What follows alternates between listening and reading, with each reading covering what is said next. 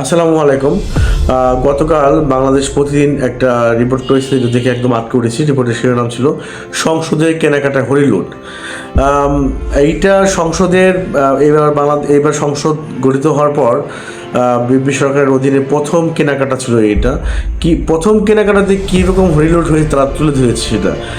কল্পনা করুন, 18 লাখ টাকার ক্যামেরা কিনেছে 58 লক্ষ টাকা দিয়ে, এবং 4,000 টাকা দামের ব্যাগ কেনা হয়েছে 34,000 টাকা দিয়ে, এবং 3,000 টাকা দামের কার্টরিনা কেনা হয়েছে 21,500 টাকা দিয়ে। এইটা এই সংসদের প্রথম কেনাকাটা। এই প্রথম কেনাকাটায় যদি এরকম অবস্থা হয়, যেই সংসদে আমি দেখতেছিলাম দুর্নীতির বিরুদ্ধে কথা হয়, যেই সংসদে কীভাবে নতুন বাংলাদেশ বিনির্মাণ হবে তার সপক্ষে কথা হয়, আর যেখানে দাঁড়িয়ে এই দুর্নীতির বিরুদ্ধে কথা বলা হয়, সেই সংসদেরই প্রথম কেনাকাটায় হয়েছে লাগামহীন দুর্নীতি। এখন দেখার বিষয় এই দুর্নীতির বিষয়ে তদন্ত হয় কিনা, এবং এই দুর্নীতির বিষয়ে উদ্ঘাটন করে সঠিক বিচারটা হয় কিনা, এবং যারা যারা এই দুর্নীতির পিছনে দায়ী তাদের দৃষ্টান্তমূলক শাস্তি হয় কিনা।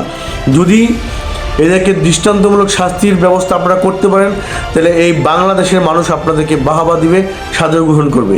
এবং এই দুর্নীতির যদি আপনারা বিচার করতে না পারেন, তারা মনে রাখবেন এই বাংলাদেশের মানুষ আপনাদেরকে ছুঁড়ে ফেলে তার বেশি দিন সময় নেবে না। তো এখনই আপনাদের সিদ্ধান্ত নেওয়ার সময়।